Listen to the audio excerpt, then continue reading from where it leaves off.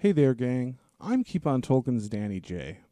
And I'm here to introduce this companion piece that we're doing for the Dragons episode, you guys. Yeah, so this is a companion to episode 90, or first episode of the Evil Creatures trilogy, Dragons.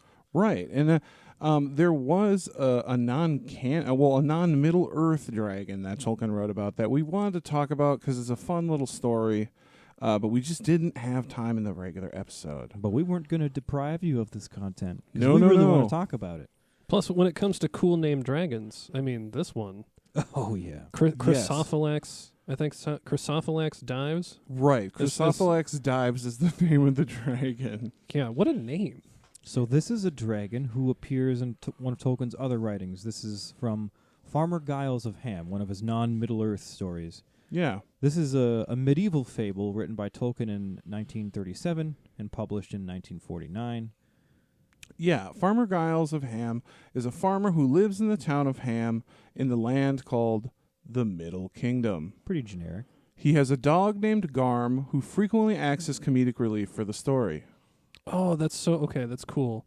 That his dog is named Garm. I've seen in other types of like games and lore that Garm is a type of dog. Oh, that's really? funny. That's funny. Yeah, it's usually a pretty vicious dog. I wonder if the name Garm means dog. It must have a meaning that Must we're mean missing. dog, yeah. Some relation, yeah. Yeah. Farmer Giles was an introvert who didn't care much for battles or any other kind of drama. Yeah, so, however, he did have an unintentionally earned reputation as a quote-unquote hero for basically absent-mindedly firing his blunderbuss into the air anytime there was trouble in town to scare off bad agents, you know. Right. For example, when there was a plundering giant who came to his town and was eating food and eating people's animals, he came out with his blunderbuss and just fired it into the air, and it scared it off. And after scaring off the giant, Farmer Giles became an incredibly popular figure with the public. When the king of the Middle Kingdom had heard of this, he wanted to appear favorable to the people, because the king, unlike Farmer Giles, was not so popular with the people. He did not go into the city and shoot his blunderbuss to scare things off. No, he just sat in his castle. Nope. That's kind of what they do, huh? So the king gifted Farmer Giles with the famous sword Tailbiter as a symbol of his gratitude. Yeah, Tailbiter was originally a sword owned by the greatest dragon slayer of the realm, so that sword had a notable reputation. In that same year, the dragon Chrysophylax invaded the Middle Kingdom and began smashing and burning, as well as feeding on the sheep, cattle, and horses. Yeah, Chrysophylax was a fire-breathing dragon who was rich, cunning, inquisitive, greedy, and well-armored, but not overly bold. Yeah, he was considered kind of wily. A wily dragon. He was a wily dragon. When the dragon reached the kingdom, he added 3 people to his diet. Yeah, and after that, this was the last straw for the people, and Farmer Giles was, of course, called upon to deal with the dragon, not that he wanted to. Yeah, when Farmer Giles confronts the dragon, one of Chrysophylax's wings, they were injured by Giles' new sword, resulting in a foot chase that ended with the dragon surrounded by angry townsfolk. It's kind of a funny scene. Yeah. So at this point, the dragon is surrounded by angry townsfolk and Farmer Giles with his dragon-slaying sword, and the dragon is just begging for his life, and the dragon promises to return with gold and jewels for the townspeople if they allow him to live. We've got a fun excerpt here about this scene. Again, this is from the short story Farmer Giles of Ham, read by Danny. Good people and gallant warrior, the dragon panted, as Farmer Giles rode up, while the villagers gathered around with hay forks, poles, and pokers in their hands. Good people, don't kill me. I am very rich. I will pay for all the damage I have done. I will pay for the funerals of all the people I have killed, especially the parson of Oakley. He shall have a notable cenotaph, though he was rather lean. I will give you each a really good present if you will only let me go home and fetch it. How much? Said the farmer. Well, said the dragon, calculating quickly. He noticed that the crowd was rather large. 13 and 8 pence each. Nonsense, said Giles. Rubbish, said the people. Rot, said the dog. 2 golden guineas each, and children half price, said the dragon. What about the dogs? Said Garm. Go on, said the farmer. We're listening. 10 pounds and a purse of silver for every soul, and gold collars for the dogs, said Chrysophylax anxiously. Kill him, shouted the people, getting impatient. A bag of gold for everybody and diamonds for all the ladies? Said Chrysophylax hurriedly. Now you're talking, but not good enough, said Farmer Giles. You've left the dogs out again, said Garm. What size of bags? Said the men. How many diamonds? Said their wives.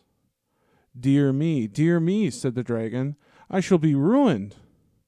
You deserve it, said Giles.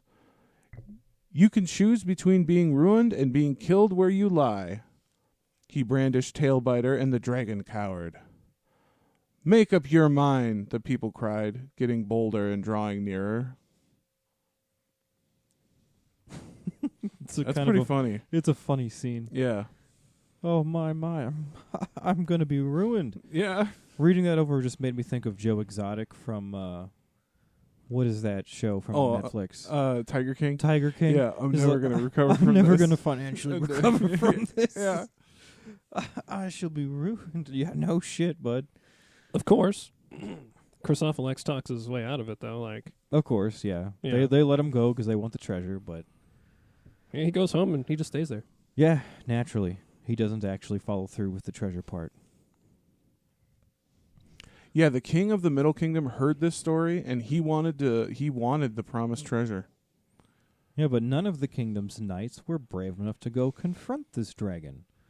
But since Farmer Giles was the only one to have faced him and lived, they just insisted that he be the one to lead them to the dragon. Naturally, Farmer Giles wants nothing to do with this. He's an introvert. I mean, right. He shoots a gun into the air to scare things away. He doesn't care. He doesn't, like, normally walk up and confront people. Right. But the king coerced Giles into leading the party of knights to the dragon's lair to confront the dragon anyway. Yeah, Chrysophylax, he sees the approach of the knights, and he charges on them and kills and scatters them all until finally he was confronted by Giles in full armor, and of course with the sword. Yeah, it's got a fancy name. Caudomordax. Yeah. Is this different from Tailbiter? No, that is Tailbiter. That must mean Tailbiter. Yeah, it's just the fancy name for Tailbiter. That is a way cooler. Caudomordax? Caudomordax. Way cooler name. Yeah, there you go. So the dragon, of course, becomes instantly tame again in the presence of this sword, and again starts begging for his life. However, Farmer Giles, he really has no desire to really kill the dragon, nor does he really want to give the dragon any reason to come back and bother them. So, Giles and Chrysophylax make a deal that the dragon would carry as much treasure back to the town for Giles as he could, and then in return, Chrysophylax would be allowed to keep enough of the treasure so that he could remain a quote-unquote respectable dragon. Because the dragon needs to maintain his social status. Right, Yeah, right. exactly. Amongst the other dragons can't think he's a nobody. They can't know me as a poor Chrysophylax. Yeah. Poor dragon. After returning to the kingdom, the angry king arrived to confront Giles. And they met on the Bridge of Ham, where Farmer Giles now demanded that the cowardly king hand over his crown. Yeah, pretty interesting turn of events. But the king, of course, refuses, being how proud he is. But before the king's men could seize the farmer for even suggesting someone take his crown, this is when the dragon Chrysophylax comes out from under a bridge where he had been hidden. And we've got a fun excerpt about this scene here. Again, this is from the short story Farmer Giles of Ham, and this is read by Trevor. I had matters of my own to mind, and had wasted time enough on your errands, said Giles. 10,000 thunders, cried the king in a hot rage again. To the devil with you and your insolence. No reward will you get after this, and you will be lucky if you escape hanging. And hanged you shall be, unless you beg our pardon here and now and give us back our sword. Eh? Said Giles. I've got my reward, I reckon. Finding's keeping, and keeping's having, we say here, and I reckon Tailbiter is better with me than your folk. But what are all these knights and men for, by any chance? He asked. If you've come on a visit, you'd be welcome with fewer. If you want to take me away, you'll need a lot more. The king choked, and the knights went very red and looked down their noses. Some of the men-at-arms grinned, since the king's back was turned to them. Give me my sword, shouted the king, finding his voice, but forgetting his plural.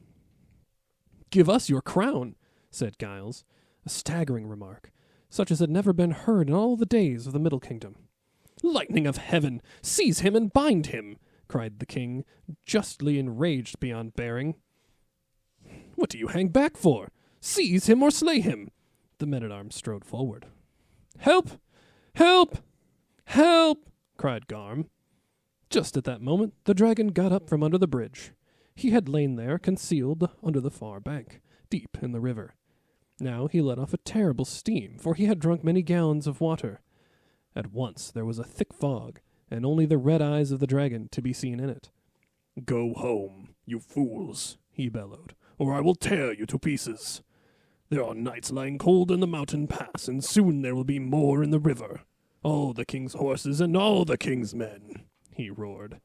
Then he sprang forward and struck a claw into the king's white horse, and it galloped away like the 10,000 thunders the king mentioned so often. The other horses followed as swiftly. Hooray! Yay! And then everybody cheered. The whole water thing is what was it? Which dragon did that? Glaurung. Glaurung did that. Yep. Yep. Like a water heater. Another instance of the dragons going in water and making a bunch of steam. Yep. Pretty cool. I don't know which of these came first, but I like that he I'm not really sure, has the inspiration for both there. So after this instance, Chrysophylax stayed a long time in Ham, housed in a large barn guarded by 12 young men. But finally, after much begging, Giles sets the dragon free. He put him in a barn? Yeah. I guess he figured it would be good to keep him around. It's kind of a strange tale, and not all of the developments and story developments really make sense to me. Mm-hmm. I think it has something to do with kind of the fairy tale style of it, but it's a fun story. So also he let him go partly because of the expense of keeping the dragon fed.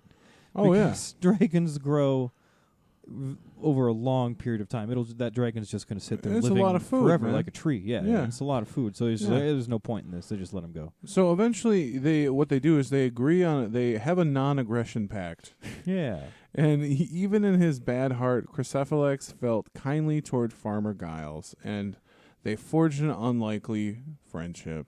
Yeah, they like a mutual respect for one another. Yeah, it does seem pretty weird though, because the king's like, here, have a sword, and then but the dragon and Giles become friends, sort of, and then the king is is actually the bad guy. Oh, so kind of, sort of. The dragon's still kind of bad, but yeah.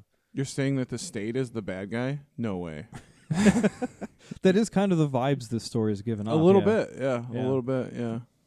Fuck the proud king who's not willing to deal with the problems. Yeah, exactly. Bad leadership, right? And fuck the asshole who tries to take your things and kill your friends. Yeah, fuck them too. Which is the dragon. Just be Giles. Be Giles. Just be Giles. Farm the land, be introverted, shoot a blunderbuss into the air. Beguile people with your ability to beguiles. Beguile.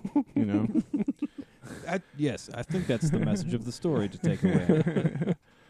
All right, guys. Well, that's our companion piece on Farmer Giles of Ham. Hopefully you enjoyed that. Yeah, a little information on Chrysophylax Dives. Yeah. Another famous Tolkien dragon. Famous Tolkien dragon. We'll be back next week with Balrogs, Part 2 of Evil Creatures. Mm-hmm. Episode 91. Check it out, folks. Yeah, thanks for listening. I'm Danny J. And I'm Joel N. I'm Trevor D. We are. Keep on Tolkien. All into